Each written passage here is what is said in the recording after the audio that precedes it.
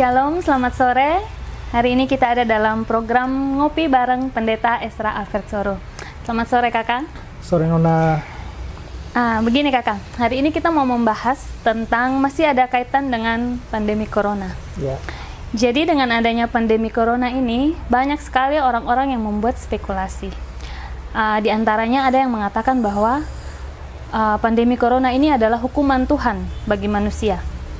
Juga ada yang mengatakan bahwa ini adalah langkah awal mulai adanya antikris.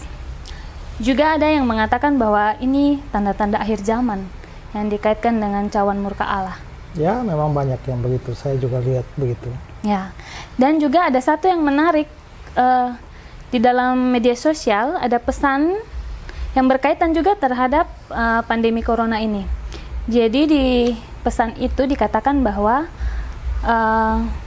pandemi corona ini dikaitkan dengan terjadinya perayaan Paskah di Perjanjian Lama, dikaitkan dengan perayaan Paskah tahun ini yang mengalami dampak dari pandemi corona ini. Jadi mungkin hari ini kita mau membahas bersama Kak Ezra bagaimana pandangan Kak Ezra terhadap pesan yang beredar ini. Nah, mungkin jelasnya coba Nona baca dulu itu pesannya seperti apa, kita lihat bersama. Ya. Oke. Jadi pesan ini memang saya dapat dari beberapa grup, ada dimuat ya kakak, jadi saya coba membacanya. Oke. Bapak Ibu yang baik, maaf mengganggu waktunya sebentar. Cuma mau bilang kalau boleh, mohon sempatkan baca Alkitab pada kitab Keluaran 12 tentang perayaan Paskah. Waktu membaca ayat tentang Paskah yang diawali dengan kematian di seluruh negeri dan orang Israel diperintahkan Tuhan untuk tidak keluar rumah agar mereka tidak kena tulah itu. Serasa seperti diingatkan Roh Kudus dengan satu pertanyaan pemikiran. Kita sebentar lagi merayakan Paskah, tetapi perayaan Paskah yang tidak boleh keluar rumah karena adanya kematian di mana-mana. Ini pendahuluan awal dari pesan yang beredar. Kira-kira bagaimana pandangan kakak? Ya, coba dibaca semua lah dulu, nanti kita bahas. Oke, ini ada beberapa. Mari kita simak beberapa hal berikut ini. Yang pertama, pada saat membaca ayat yang ke-6, mata saya tertegun pada kalimat, kamu harus mengurungnya sampai hari yang ke-14. Terbersit pertanyaan, bukankah 14 hari itu merupakan jumlah dari ketetapan masa mengurung diri atau yang disebut social distancing? Apakah ini angka kebetulan sama atau ada maksud pesan tersembunyi dari Allah bagi kita berkaitan dengan Paskah tahun ini? Yang kedua, ayat 15 sampai dengan 18 berbicara tentang membersihkan seisi rumah dari ragi dan selama 14 hari itu digunakan untuk melakukan pertemuan kudus dan memakan roti tidak beragi. Ini berbicara tentang mencari hadirat Tuhan serta beribadah dan pengudusan hidup. Tuhan ingin di masa 14 hari ini umatnya benar-benar hidup kudus. Yang ketiga, pada ayat 21-23, Tuhan berbicara tentang ketentuan menyembelih anak domba Paskah dan menyapukan darahnya pada ambang atas dan kedua pintu, dan itu sebagai tanda bagi Tuhan untuk melewati pintu itu dan tidak akan membiarkan pemusnah masuk ke dalam rumah untuk menulahi. Mari kita tanya dalam setiap hati kita, apakah setiap kita sudah menerima darah anak domba Allah sebagai tanda keselamatan dari bahaya maut? Jika belum, ini waktunya bagi saudara untuk menerima darah anak domba Allah, yaitu Yesus Kristus sebagai darah korban keselamatan kekal bagi hidup saudara, bagi hidup kekal saudara. Izinkan saya mengajak setiap kita di dalam mempersiapkan Hari Raya Paskah tahun ini, merenungkan Keluaran 12 ini dengan apa yang terjadi di dunia ini. Saya yakin kejadian wabah virus COVID-19 ini bukan kebetulan, karena pasti ada pesan tersembunyi berupa peringatan bagi setiap kita umat tebusannya. Tuhan, apakah yang akan Tuhan kerjakan bagi umatmu pada peristiwa momen Paskah tahun ini? Renungkanlah selama berdiam diri di rumah. Jadi ini kalau baca secara sekilas rasanya masuk akal. Tapi bagaimana pandangan dari kakak? Ya, begini, bahwa memang kalau saya mau menilai itu, saya anggap ini ilmu yang dipakai atau jurus yang dipakai adalah jurus cocoklogi. Ya, dan memang ada banyak hal di dalam dunia ini, baik secara sekuler maupun juga secara agama, orang gampang sekali menghubungkan atau merasa bahwa pasti ada hubungan antara dua hal. Kalau kedua hal itu ada sejumlah kemiripan. Jadi kalau ada sejumlah unsur di dalam A mirip dengan sejumlah unsur di dalam B, maka A pasti berhubungan dengan B atau berkaitan dengan B. Nah, itu seringkali terjadi seperti itu. Nah, ini yang saya sebut sebagai cocok logi, ya. Bahwa dua hal itu ada kemiripan, tidak berarti bahwa dua hal itu ada hubungannya. Saya ingat Pak Bambang Nursena mengilustrasikan begini, kalau memang dua hal itu ada kemiripan, berarti ada hubungan, maka kita bisa menafsirkan atau berkesimpulan bahwa pasti ada hubungan antara Naruto dan Naruto, karena mirip. Naruto dan Naruto, apalagi bukan cuma kemiripan nama, tapi kemiripan asal, karena Naruto berasal dari Tokyo dan Naruto berasal dari Mojokerto. Wah, pas lah, ya kan? Berarti ada hubungan, mungkin hubungan saudara antara Naruto dan Naruto. Nah, itu kan seringkali yang terjadi kan demikian, ya. Nah, memang banyak orang menghubungkan dua hal lalu atas dasar kemiripan, tapi kadang-kadang orang melupakan juga satu hal, bahwa coba dihitung perbedaannya. Mungkin banyak. Pendeta Stephen Tong pernah mengatakan begini, mengapa Charles Darwin mengeluarkan teori evolusi yang salah satu poinnya adalah bahwa manusia berasal dari kera, karena Darwin melihat bahwa ada sejumlah kemiripan antara kera dan manusia. Tapi yang Darwin lupa adalah ada lebih banyak perbedaan antara kera dan manusia, monyet dan manusia. Monyet dan manusia punya 2, 3, 4, 5 kesamaan, tapi kalau dicari perbedaannya, mungkin perbedaannya lebih banyak. Mengapa mengkonsentrasikan pada beberapa persamaan dan melalaikan lebih banyak perbedaan? Ya, jadi itulah yang disebut sebagai cocok logi. Dan saya merasa bahwa yang model semacam ini menghubungkan perayaan Paskah di Keluaran pasal 12, Paskah Yahudi, dengan apa yang kita mau alami, sedang alami sekarang dan akan alami, yaitu Paskah pada tahun ini, menurut saya itu jurus cocok logi. Ya. Nah, tapi mau melihat apakah, jangankan kita bicarakan perbedaan, kalau kita bicarakan perbedaan ya antara apa yang dialami sekarang, Paskah yang akan kita hadapi dengan Paskah yang sudah terjadi di Keluaran pasal 12, pasti ada banyak perbedaan. Tapi sudahlah, saya hanya mau coba menganalisa lebih dalam, apakah persamaan-persamaan yang diangkat di dalam tulisan seperti itu betul-betul apakah cocok dengan kondisi sekarang atau tidak, atau hanya dipaksakan supaya cocok, atau hanya kelihatannya cocok. Nah, karena itu maka coba kita teliti ini secara detail, ya, kita bahas ini secara detail. Jadi kita per kalimatnya ya kakak ya? Ya, coba dari mungkin pesan itu ya. Nona bisa ya membaca kalimat demi kalimat, penggalan demi penggalan. Ya. Pesan ini. Baik kakak. Yang pertama, waktu membaca ayat tentang Paskah yang diawali dengan kematian di seluruh negeri dan orang Israel diperintahkan Tuhan untuk tidak keluar rumah agar mereka tidak kena tulah itu. Serasa seperti diingatkan Roh Kudus dengan satu pertanyaan pemikiran. Kita sebentar lagi merayakan Paskah, tetapi perayaan Paskah yang tidak boleh keluar rumah karena adanya kematian di mana-mana. Jadi ini dihubungkan ya, bahwa kita sebentar merayakan Paskah, ada social distancing di mana kita dilarang untuk keluar rumah. Persis dengan Paskah di mana mereka kena juga karena adanya tulah maka dilarang keluar. Nah, mungkin lebih jelas coba kita melihat Keluaran pasal 12 itu di ayat 22 dan 23. Mungkin tolong bacakan. Kemudian kamu harus mengambil seikat hisop dan mencelupkannya dalam darah yang ada dalam sebuah pasu, dan darah itu kamu harus sapukan pada ambang atas dan pada kedua tiang pintu. Seorang pun dari kamu tidak boleh keluar pintu rumahnya sampai pagi. Dan Tuhan akan menjalani Mesir untuk menulahinya. Apabila ia melihat darah pada ambang atas dan pada kedua tiang pintu itu, maka Tuhan akan melewati pintu itu dan tidak membiarkan pemusnah masuk ke dalam rumahmu untuk menulahi. Jadi ini ada tulah di Mesir ya? Ya. Tuhan mau menulahi Mesir, lalu orang Israel disuruh untuk jangan keluar rumah. Apakah itu cocok dengan kondisi sekarang? Sekarang coba pikirkan bahwa apakah semua orang pada waktu itu disuruh untuk tidak keluar rumah atau hanya orang Israel? Hanya orang Israel. Hanya orang Israel. Perintah itu tidak berlaku bagi semua orang. Sekarang bandingkan dengan yang kita alami sekarang. Bukan hanya orang Kristen yang disuruh tinggal di rumah, tapi seluruh masyarakat, dia mau percaya Tuhan atau tidak percaya Tuhan, mau agama apa saja, terserah, mau ateis ke, komunis ke, pokoknya yang penting namanya rakyat Indonesia dianjurkan supaya jangan keluar rumah atau membatasi keluar rumah. Padahal yang terjadi dalam kitab Keluaran hanya umat Allah. Tidak semua orang. Jadi sudah pasti ini kan tidak cocok, itu dicocok-cocokkan.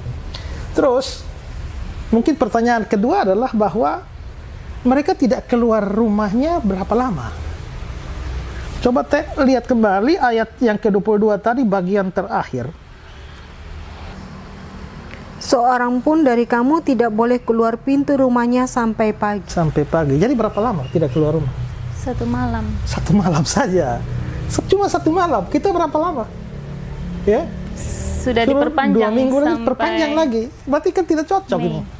Ini kan hanya 1 malam saja, karena Tula itu datang pada 1 malam. Dan ini kan menghubungkan dengan yang terjadi sekarang kan, itu tidak cocok. Ya? Oke. Cocok logi. Itu cocok logi. Lanjut, Dona. Baik, yang kedua ya kakak. Ya. Pada saat membaca ayat yang ke-6, mata saya tertegun pada kalimat, kamu harus mengurungnya sampai hari yang ke-14. Terbersit pertanyaan, bukankah 14 hari itu merupakan jumlah dari ketetapan masa mengurung diri atau yang disebut social distancing? Apakah ini angka kebetulan sama? Atau ada maksud pesan tersembunyi dari Allah bagi kita berkaitan dengan Paskah tahun ini? Oke, kita social distancing 14 hari, 2 minggu ya. Nah, tadi dibilang kita itu dikurung selama 1 malam. Yang Israel. tidak keluar ya, selama 14 ya. Tadi coba kalimat pertamanya Nona apa? Kamu harus mengurungnya sampai hari yang ke-14. Ya, kamu harus mengurungnya sampai hari ke-14. Itu dihubungkan dengan social distancing 14 hari. Ya. Kamu harus mengurungnya. Mengurung apa? Nah, kita mesti lihat konteks di sini. Apa yang dikurung? Nah, coba tolong baca Keluaran 12 mulai ayat 3 sampai ayat 6. Katakanlah kepada segenap jemaat Israel, pada tanggal 10 bulan ini diambillah oleh masing-masing seekor anak domba menurut kaum keluarga. Seekor anak domba untuk tiap-tiap rumah tangga. Anak domba, ayat 4. Tetapi jika rumah tangga itu terlalu kecil jumlahnya untuk mengambil seekor anak domba lagi. maka ia bersama-sama dengan tetangganya yang terdekat ke rumahnya haruslah mengambil seekor menurut jumlah jiwa tentang anak domba itu. Anak domba itu, terus? Kamu buatlah perkiraan menurut keperluan tiap-tiap orang. Anak dombamu itu harus jantan, tidak bercela, berumur setahun. Kamu boleh ambil domba atau kambing. Boleh domba atau kambing. Kuncinya di ayat 6. Kamu harus mengurungnya sampai hari yang ke-14 bulan. Cukup. Kamu harus mengurungnya. Mengurung apa? Anak domba atau kambing. Anak domba atau kambing.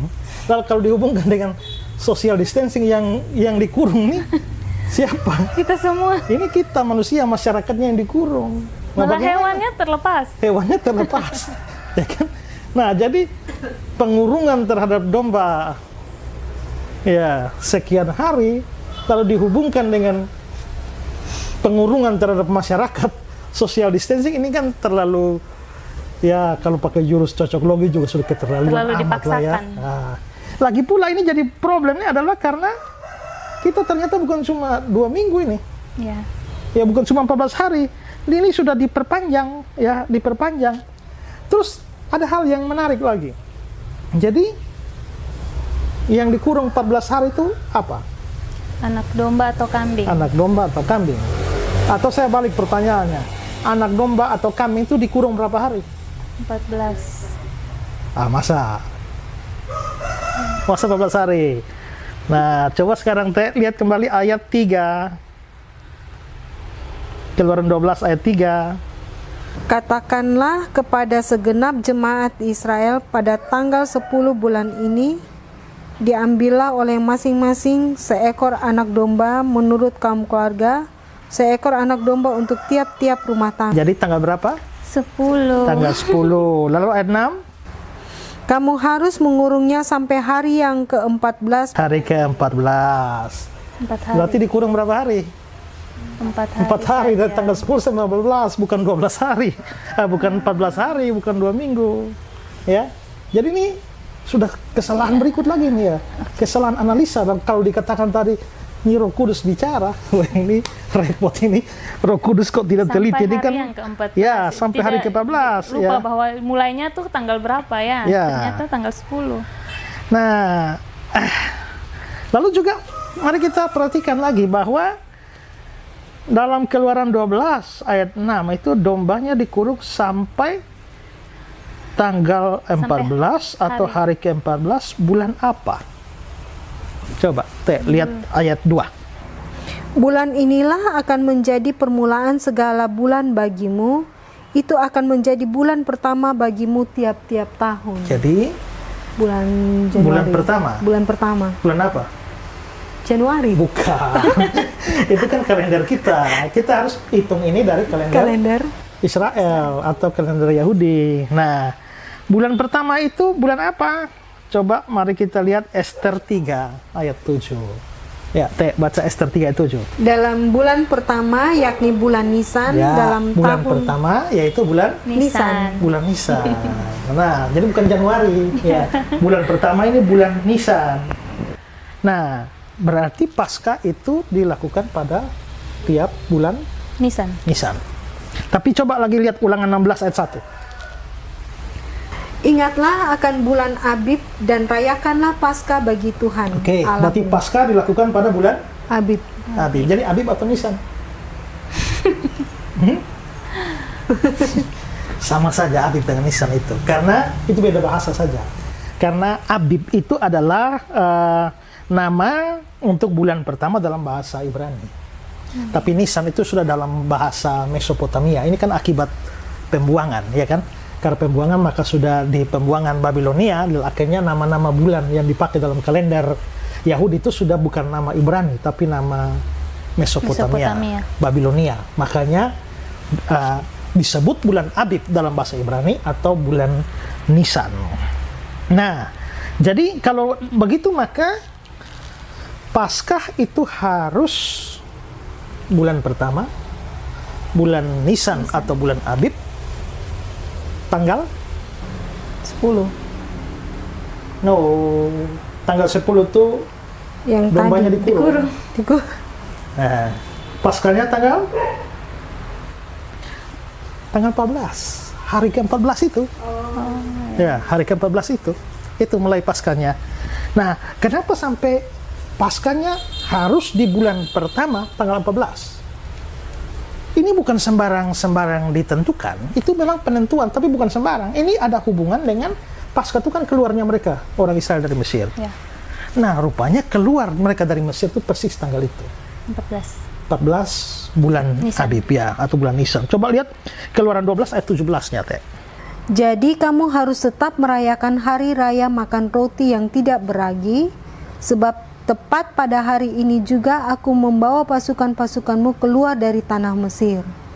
Maka haruslah kamu rayakan hari ini turun-temurun. Itulah suatu ketetapan untuk selamanya. Ya, jadi hari ini juga ya. Lalu ayat 18-nya? Dalam bulan pertama pada hari yang ke-14 bulan itu pada waktu petang, kamu makanlah roti yang tidak beragi sampai kepada hari yang ke-21 bulan itu pada waktu petang. Ya, jadi mereka Paskahnya Yahudi itu tepat pada bulan Abib atau bulan Nisan tanggal 14 dan mulai petang. Kenapa mulai petang? Karena mereka keluarnya waktu petang. Ya, mereka keluarnya waktu petang.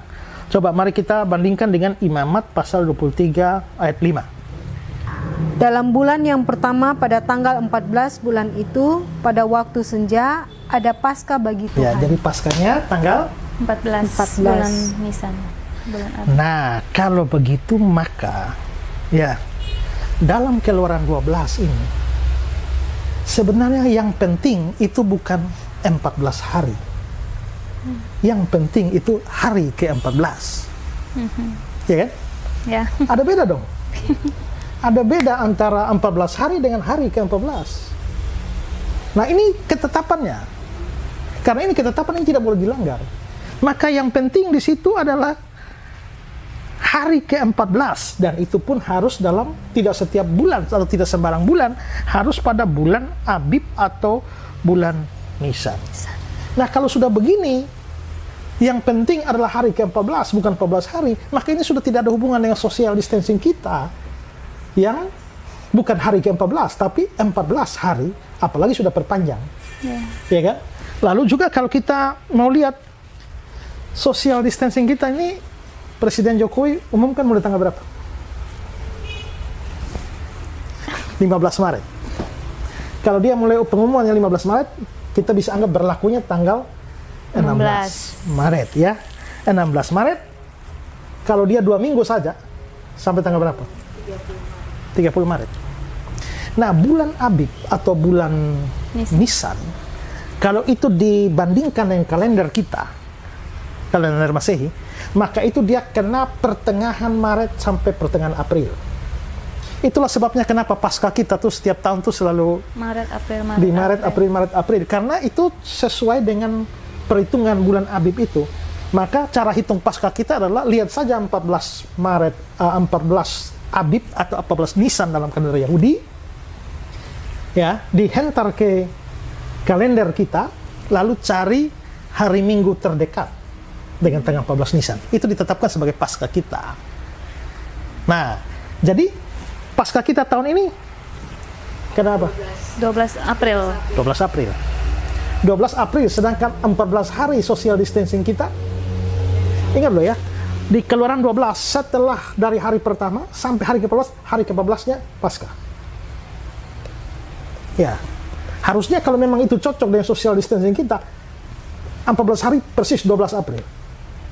Tapi ternyata karena social distancing kita itu mulainya 16 Maret, berakhir pada 30 Maret. Masih 12 hari lagi atau 13 hari lagi baru Paskah. Ini terlalu jauh. Jadi ini kalau dianggap ini pesan tersembunyi dari Tuhan yang ada hubungan dengan Paskah kita, kok ini terlalu dipaksakan. Terlalu dipaksakan. Ya. Jadi jelas bahwa ini jurus cocok logi, tapi jurus cocok loginya bukan kurang tepat, tapi sangat-sangat tidak tepat, begitu ya. Itu. Jadi ini bukan pesan tersembunyi dari Allah. Bukan pesan tersembunyi, ini hanya penafsiran keliru saja, ya. Oke, lanjut coba Nona. Ya, kita lanjut ya yang berikut. Ayat 15 sampai 18 berbicara tentang membersihkan seisi rumah dari ragi, dan selama 14 hari itu digunakan untuk melakukan pertemuan kudus dan memakan roti tidak beragi. Ini berbicara tentang mencari hadirat Tuhan serta beribadah dan pengudusan hidup. Tuhan ingin di masa 14 hari ini umatnya benar-benar hidup kudus. Nah, jadi karena ada pertemuan Paskah, ibadah Paskah, ditambah dengan selama 14 hari itu tidak boleh ada ragi dalam rumah, makannya hanya roti tidak beragi. Coba jelasnya kita lihat ayatnya saja dari ayat Keluaran 12 mulai ayat 15 sampai 18. Coba baca. Kamu makanlah roti yang tidak beragi 7 hari lamanya. Pada hari pertama pun kamu buanglah segala ragi dari rumahmu. Sebab setiap orang yang makan sesuatu yang beragi dari hari pertama sampai hari ke-7, orang itu harus dilenyapkan dari antara Israel. Kamu adakanlah pertemuan yang kudus, baik pada hari yang pertama maupun pada hari yang ke-7. Pada hari-hari itu tidak boleh dilakukan pekerjaan apapun. Hanya apa yang perlu dimakan setiap orang, itu sajalah yang boleh kamu sediakan. Jadi, kamu harus tetap merayakan hari raya makan roti yang tidak beragi, sebab tepat pada hari itu juga aku membawa pasukan-pasukanmu keluar dari tanah Mesir. Maka haruslah kamu rayakan hari ini turun-temurun. Itulah suatu ketetapan untuk selamanya. Dalam bulan pertama, pada hari yang ke-14 bulan itu, pada waktu petang, kamu makanlah roti yang tidak beragi, sampai kepada hari yang ke-21 bulan itu pada waktu petang. Nah, jadi tadi dihubungkan bahwa kalau tidak boleh ada ragi di rumah, lalu makannya harus roti tidak beragi. Dia bilang apa? Bicara tentang apa? Hadirat Tuhan serta ibadah dan pengudusan hidup. ini salah. Salah, dan bukan cuma salah tafsir, tapi tidak memperhatikan dengan baik apa yang dicatat oleh Alkitab. Kenapa sampai mereka harus bersihkan tidak boleh ada ragi di rumah? Dan kenapa makannya harus roti yang tidak beragi? Pokoknya ragi itu anti. Bahkan tadi dibilang kalau sampai makan saja yang beragi saja itu dilenyapkan, itu dihukum mati. Nah, sebenarnya tujuannya ini tidak ada hubungan dengan supaya dekat dengan Tuhan atau pengudusan Tuhan, mencari hadirat Tuhan, sama sekali nggak ada hubungan dengan itu. Nah, terus hubungannya dengan apa? Nah, sekarang kita lihat coba di Keluaran pasal 12 ayat 33, 34 dan 39. Silakan Teh. Orang Mesir juga mendesak dengan keras kepada bangsa itu, menyuruh bangsa itu pergi dengan segera dari negeri itu, sebab kata mereka, nanti kami mati semuanya. Lalu bangsa itu mengangkat adonannya sebelum diragi. Jadi gini, ini mereka lagi masak untuk siap keluar dari Mesir. Lagi masaknya kelihatannya belum selesai, rotinya belum dikasih ragi, sudah suruh keluar. Ayo cepat keluar.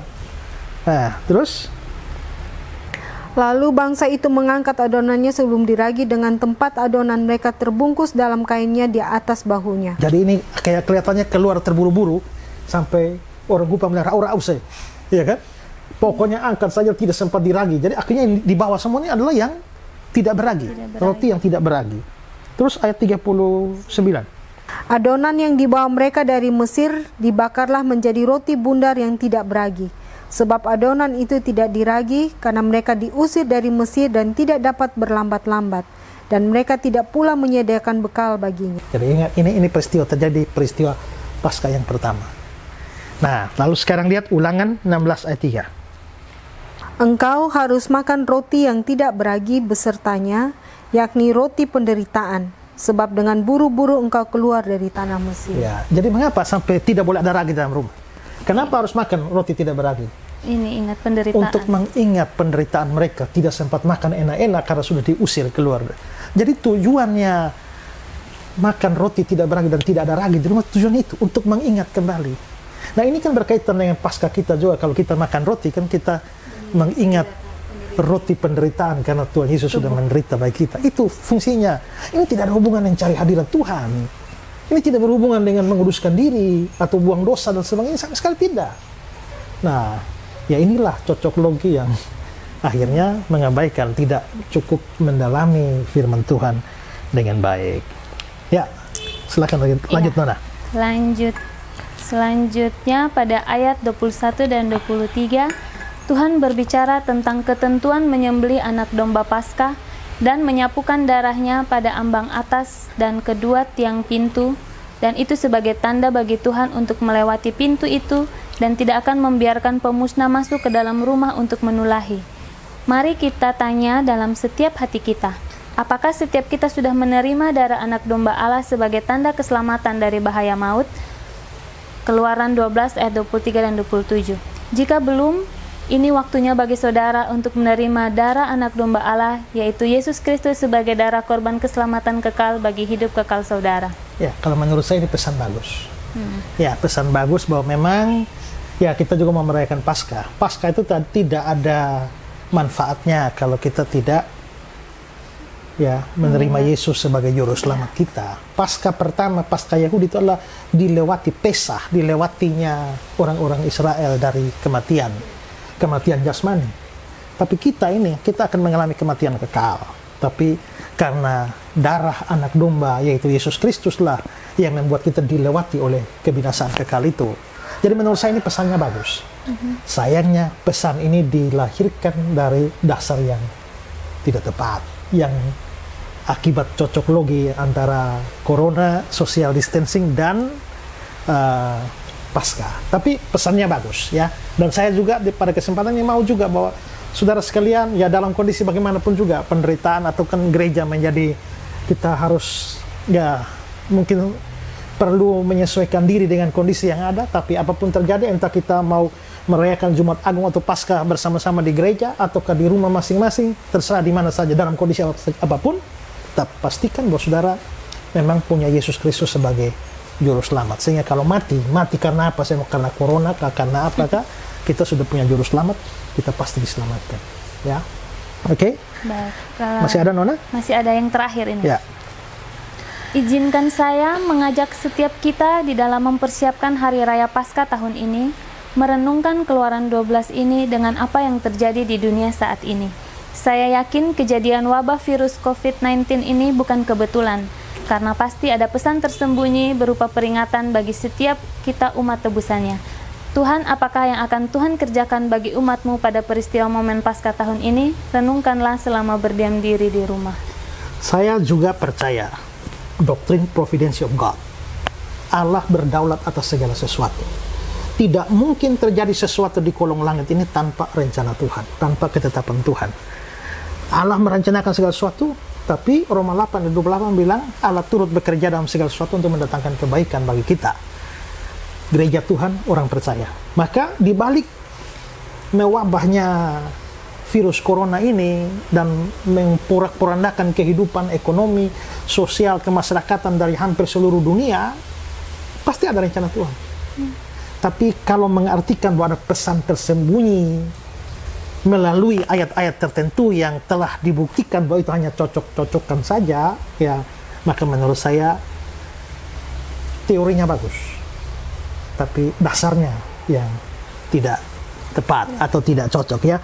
Jadi marilah, menurut saya sih kita tetap percaya kepada Tuhan. Yakinlah bahwa semua yang terjadi suka duka dipakainya untuk kebaikanku. Pasti ada rencana Tuhan di dalam hidup ini, tapi ya kita juga perlu belajar Alkitab dengan baik supaya kita tidak memaksakan ayat-ayat tertentu untuk cocok dengan kondisi-kondisi sekarang tanpa memperhatikan konteks yang sesungguhnya dari teks-teks Alkitab, supaya maksudnya tujuannya baik, tapi jangan memperkosa teks-teks kitab suci, lalu mengkait-kaitkan dengan kondisi yang ada, ya. Jadi marilah sambil kita tetap percaya pada Tuhan, tapi sambil belajar firman Tuhan dengan baik, supaya tidak dengan gampang atau dengan mudah kita dibimbangkan atau bahkan dibawa pemikiran kita dengan dasar-dasar yang tidak benar. Sudah ya, ya? Baik.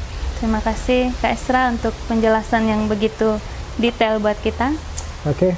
Kita akan menutup program ini.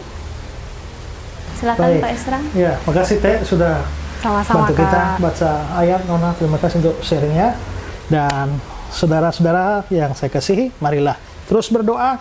Bagaimanapun gereja kita hadapi, kita akan berhadapan dengan Paskah. Dan sampai sekarang pun kita masih belum tahu apakah Jumat Agung Paskah kita bisa merayakannya sebagaimana setiap tahun kita rayakan, atau masih tetap dalam kondisi semacam ini, kita tidak tahu. Tapi kita percaya bahwa makna dari Paskah Jumat Agung itu tidak bisa atau tidak mudah hilang hanya karena kondisi ini. Karena itu mari semua umat Kristen di mana saja, anak-anak Tuhan di mana saja, mari persiapkan hati dan pikiran saudara untuk menyambut Jumat Agung dan Paskah tahun ini. Tuhan Yesus memberkati saudara.